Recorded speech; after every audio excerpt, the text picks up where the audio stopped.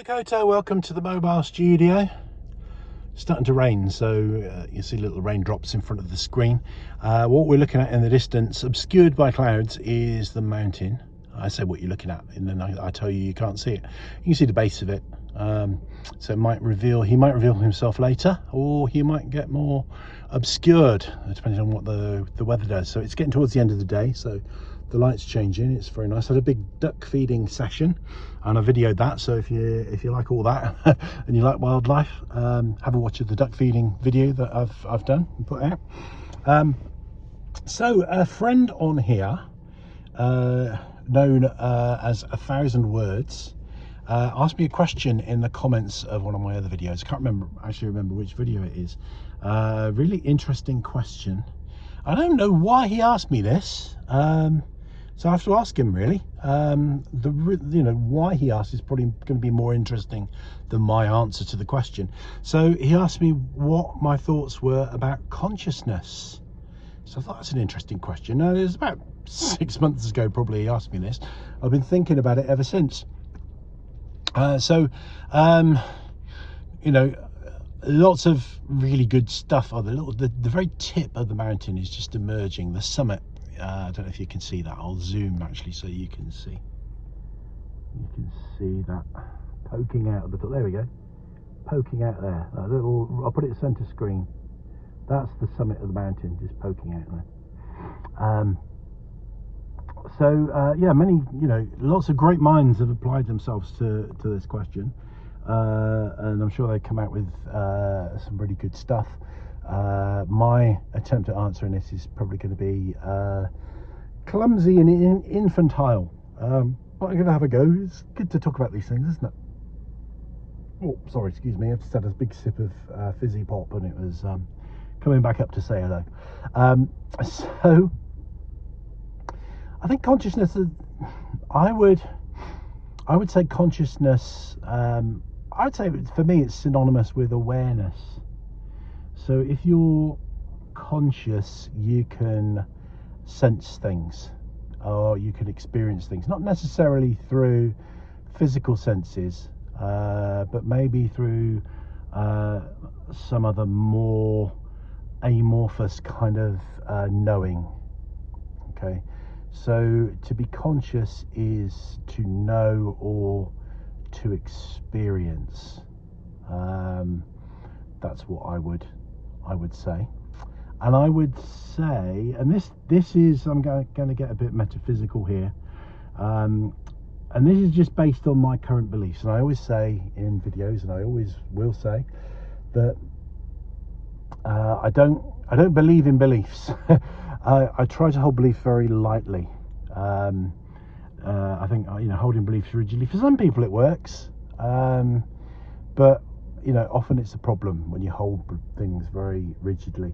So everything that I believe in is a working hypothesis that I like to feel that I'm willing to change should I be convinced by good evidence. And what I believe today isn't necessarily what I'm going to believe tomorrow. Okay, and I'm a little bit like Clouseau, and I'm talking about the old Clouseau, the original Pink Panther films, where he says, I suspect everyone and I suspect no one, and I believe everything and I believe nothing. So I talk about a lot of metaphysical and esoteric and mystical and occultic things, paranormal things, supernatural things on this channel, but I'm never talking from the point of view of this is how it is and you listen to me, I'll tell you, because I don't really think anyone can do that. With those kind of subjects, all we can do is say what we think, or give a theory and say this is what I believe. So there we go. I mean, you might, some people might not like that. They might think I'm too on the fence. I should commit, but I don't think it's wise, really. And when I see people that do hold beliefs very rigidly, my experience is it doesn't normally do them many favors. I think the only area where it does give people a benefit is where having a clear belief about how the universe works gives a sense of comfort and safety. I think that's very true in lots of cases. And you know, people that follow religions, particularly that follow religions that are very what's the word, very didactic and very, now listen here, this is how it is, you know, we've got books on this, we know, you know, we know who God is and how God works and what God's expectations of us are and what happens when we die and what the nature of evil is and all those kinds of things. If that actually gives you a sense of safety and comfort, fantastic. And I wouldn't dream of wanting to do anything to take that away from you. That's why I can't bear people like Richard Dawkins. And actually, my understanding is people that have some kind of religious belief are generally happier than people that don't. I'm not exactly sure what the research on that is, but if somebody's got a religious belief, if it's not hurting them, you know, then I would, you know, strongly advise not to do anything to challenge that.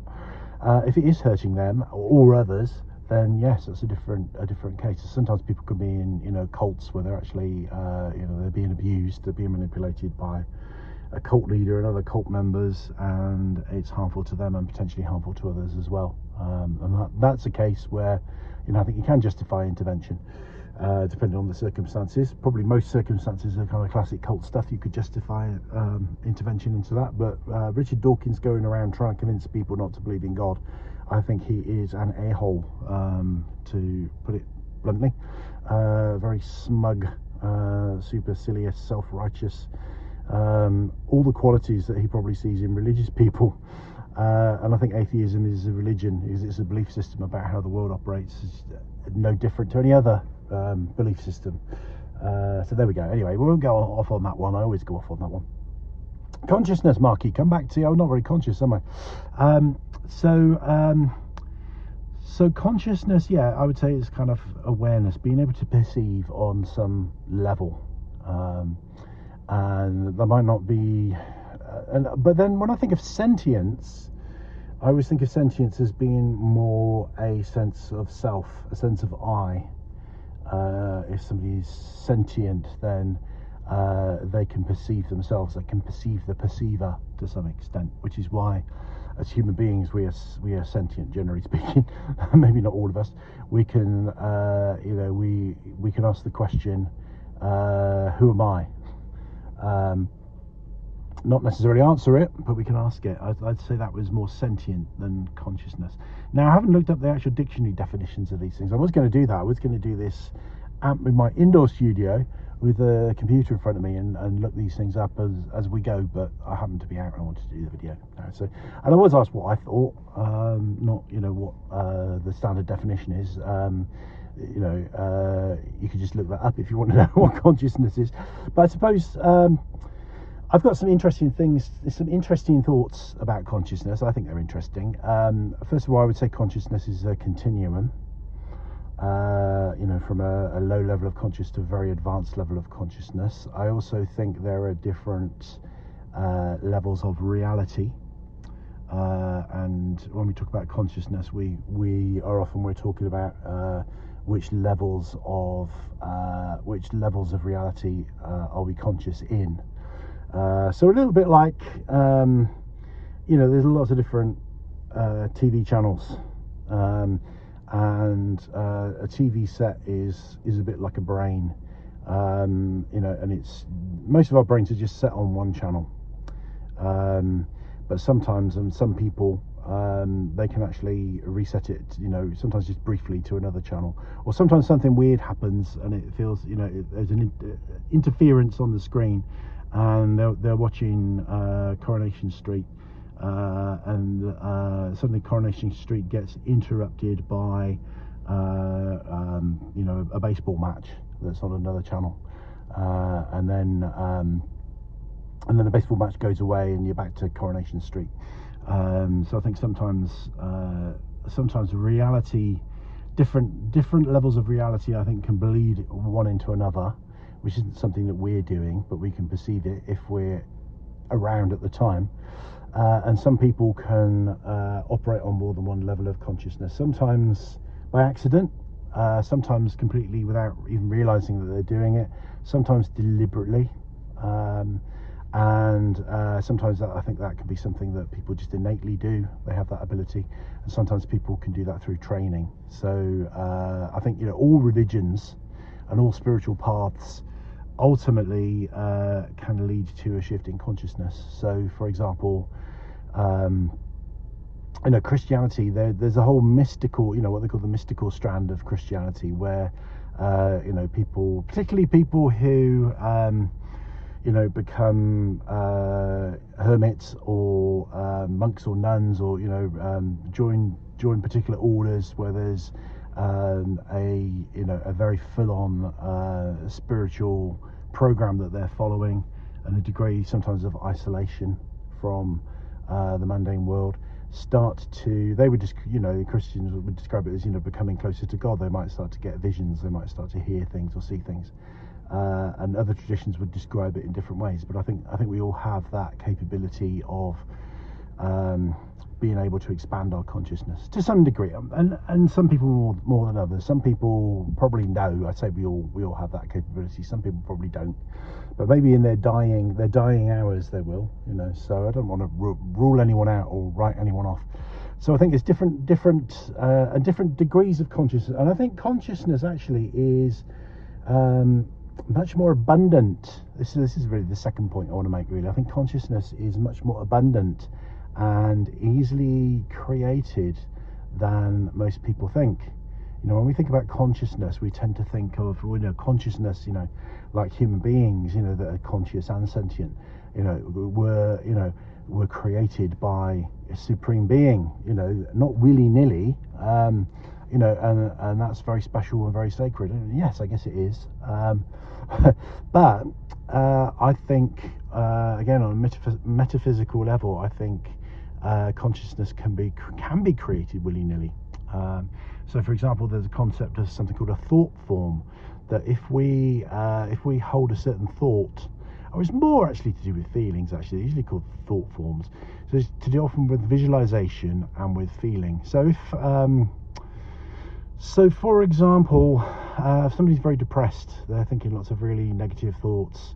They're visualizing negative outcomes. That over a length of time, particularly if it's in some kind of contained space as well, like a house, that energy will start to build to the extent that somebody else coming into that space, even if the depressed person isn't there, will feel it.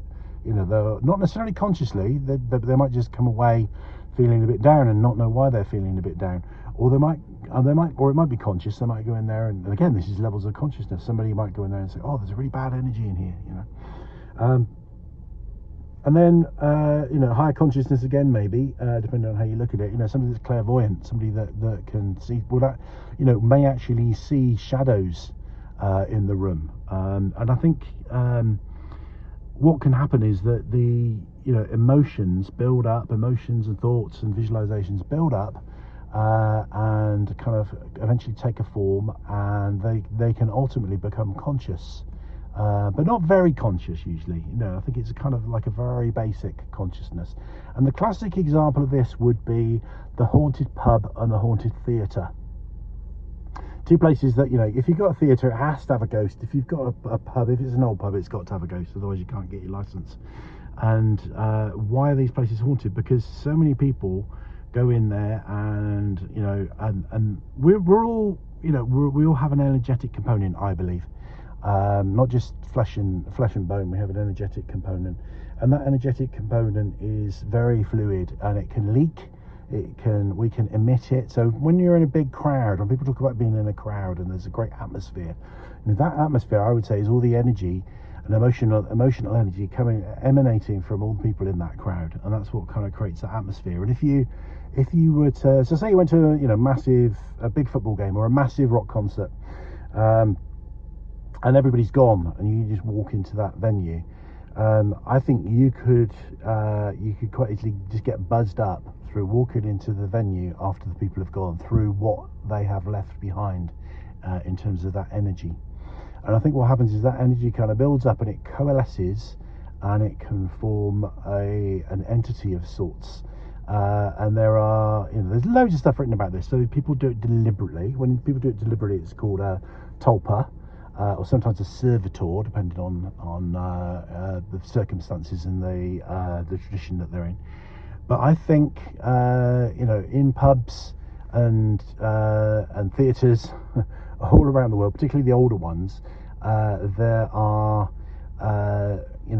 this coagulation of energy which is linked off of human beings, basically, and been projected from human beings, can coalesce and can form its own primitive consciousness, to the extent that, like things in, poltergeist activity. So, ghosts in pubs that will switch lights on and off and make their presence known. I don't necessarily think it's always something that you could have a conversation with, or maybe you could, or if you could have a conversation, it would be the most limited conversation. And if you asked it questions like, who are you? It wouldn't be able to answer them. So I don't think it's always necessarily sentient. And so consciousness is interesting. So I think a good analogy, and this actually comes from Neil Donald Walsh, I think, although he might have been using it to describe something different, is a lava lamp. You've got these for those of you that remember lava lamps, I mean, they're a bit retro. It was before they had the internet. So I'll describe a lava lamp to you. So it was like a kind of, usually like a kind of a rocket shaped kind of small glass tank that was lit from within, and it has water in it, and this blobby stuff. I don't know what the blobby stuff's made from. And the blobby stuff would rise and fall in the tank, and it would separate and coalesce. So you get, like, it might start with one big blob. I think it would be heated, and the heat would make stuff rise.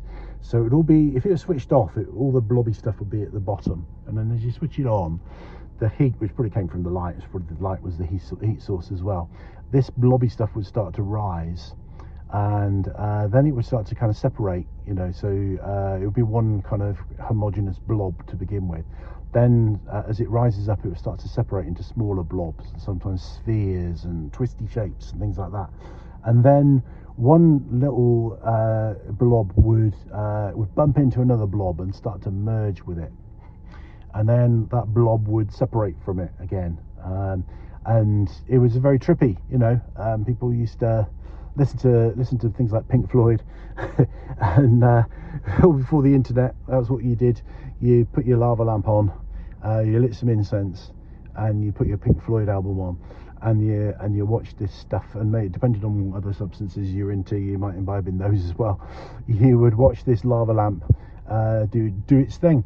And I think consciousness is like the blobby stuff in the lava lamp. It can, and I think that's what the Big Bang is. The Big Bang actually is not just, matter. The Big Bang was like a big blob of consciousness. In the beginning, there was just God, and God was, and it is, the big blob of consciousness. But then there was this big explosion, and the lava lamp, the heat came on, and all the bits of blob started to separate, and they all thought that they were their own little entity. Until they merged back in with a bigger entity, and then eventually, when you switch the lava lamp off, it all merges back into the big blob again. Which, a lot of spiritual traditions, would say that, that we're all part of God, that's been separated, and it's just an illusion of separation. We're all one, and eventually, that's what we will return to. So I think, without getting too religious of any persuasion, I think consciousness is a lot more available, much more easy to create than we think it is. And yes, I suppose I said, some of these kind of thought form creations have got a very low level of consciousness, but I think that could grow and develop. They could become more conscious. And this would be the case where people are kind of doing it deliberately. They're trying to create an entity with its own consciousness. So I think essentially we all have the ability to create separate consciousness to ourselves, and when we're not doing it deliberately, assuming most of us aren't, we're probably doing it unconsciously. We're unconsciously creating, the potential for consciousness all the time, because consciousness is the potential, the raw material for consciousness is within us and all around. It's in nature and in all the elements and just everywhere. And it's malleable and it can be formed into things. So I think generally those things, they are quite simple, basic consciousness. Maybe not sentience, but maybe sometimes. You know, I don't think it's out of the question that something could be sentient, and that's why I think that if enough people believe in something, it will become real. And then people will start to see it. And a good example of this is Slender Man.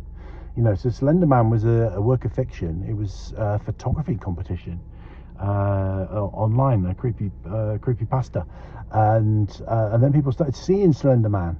Now you could just say, oh, well, you know, they've lost touch with reality, but maybe not. Maybe they're just sensitive to other levels of reality, and therefore they can see the thought form that's been created on a societal level. That, you know, so they can actually see Slender Man, because it's been created by all the different people that think about Slender Man. And that's the interesting thing, when you get a whole mass talking about an individual creations, you know, our own depression manifesting. What about, you know, where everybody, you know, or a mass of people share the same belief system and visualize the same thing? So, for example, I believe in Satan in a sense, because so many people have believed in Satan over such a long time that there has to be a Satan, which is kind of a wacky feeling there. How, you know, what form that Satan takes, how sentient that thought form of Satan that's been created has developed, I have no idea. But I think, you know, that's the case, and that's the case why, you know, even that works of fiction, you know, can start to be, you know, physically experienced and seen by people, because it's the, you know, the ability that we have. So yeah, I hope that answer wasn't, you know, more than you wanted. If you were looking for a 2-minute answer, yeah, you never get that from me. That's just my thoughts. Okay, like I say, you know, I haven't looked at the dictionary definitions of these things, and if you talk to different people, they'll give you different answers. Probably answers a lot better than the ones that I gave. But hopefully, the different elements that I've weaved in from different traditions and things from occult traditions and that kind of thing will be of interest. So there you go. I will leave it there before we go on any longer.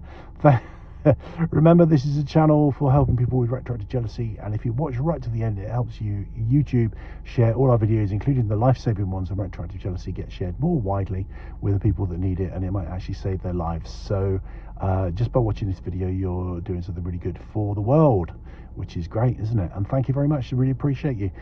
See you in the next video. Rangimarie.